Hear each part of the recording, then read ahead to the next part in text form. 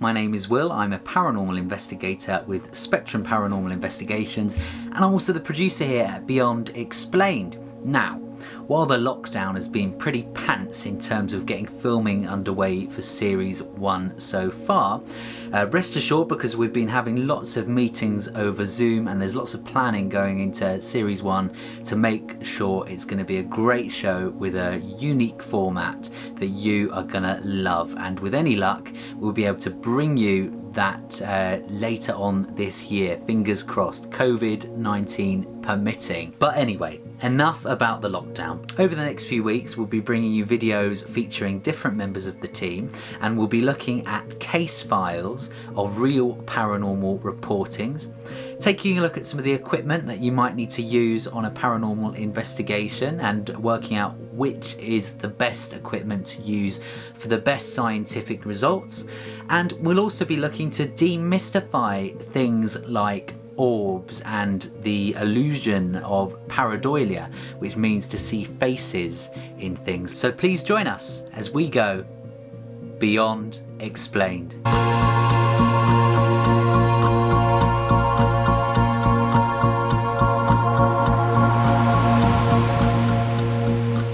Now, being fairly new to the paranormal field of research, I thought I'd start this video by actually looking at some of the real foundations and the history of paranormal investigating. The idea of a ghost originates from ancient beliefs that the spirit exists separately from the body, and when the body dies, the spirit leaves the body and may return to haunt places or people that have been left behind in the physical realm. Because of this, many societies started to use funeral rituals as a way of preventing the dead from coming back to haunt the living. History has always been dark and full of death, doom and misery, and if we turn the clocks back to the Victorian times, then you would notice a huge death culture that would liken to the trending things at the moment like TikTok. Her Royal Highness Queen Victoria even lost her husband Prince Albert, who died at the age of 42. Now, women at that time were expected to dress in black as a sign of mourning, which Queen Victoria did. Victoria froze her room in time and still had the servants lay out Prince Albert's clothes each morning. The Queen's strange mourning practices became a trend across the entire world. The Victorians even tried to keep mementos of the dead so that they could remember them by propping up their dead corpses and taking photographs of them.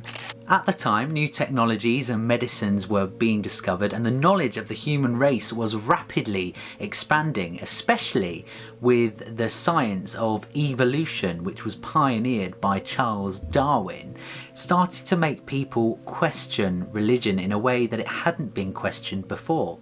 People started to doubt whether the afterlife actually existed.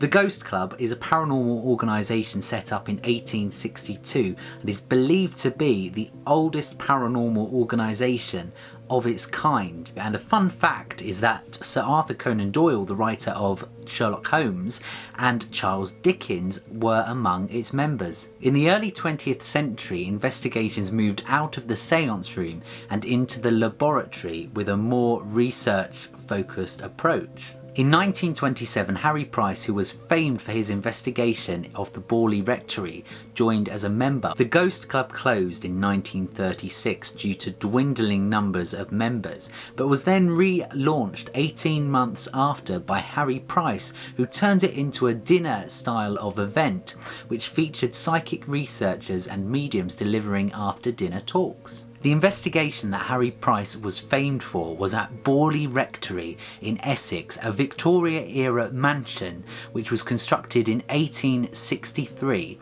and then destroyed by a fire in 1939. It was constructed on a site of a previous rectory that stood there before. It was investigated by Harry Price in 1937, who described it as the most haunted building in Britain. As the legend goes, the site was once home to a Benedictine monastery. As a consequence for an affair that a monk had with a nun, the monk was executed and the nun allegedly bricked up alive in the Covenant walls.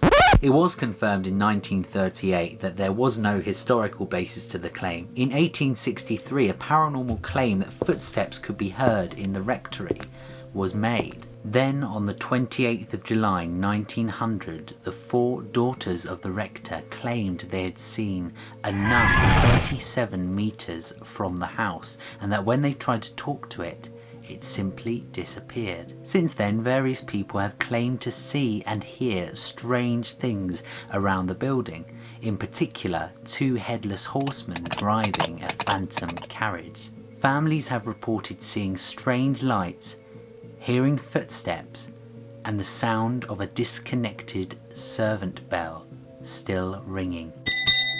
The Smiths family, who occupied the house at the time, asked the Daily Mirror to be put in contact with the Society for Psychical Research, otherwise known as the SPR, who arranged a paper for Harry Price to investigate. Harry Price arrived in the house on the 12th of June 1929 and started to experience new kinds of phenomena such as the throwing of stones, a vase, and spirit communication through the tapping on a frame of a mirror. As soon as Price left the house, this phenomena ceased, and Price was suspected either an expert conjurer or somebody who was falsifying and fabricating the evidence. Various other strange incidents were sent to Harry Price by the new family who occupied the house, the Foysters.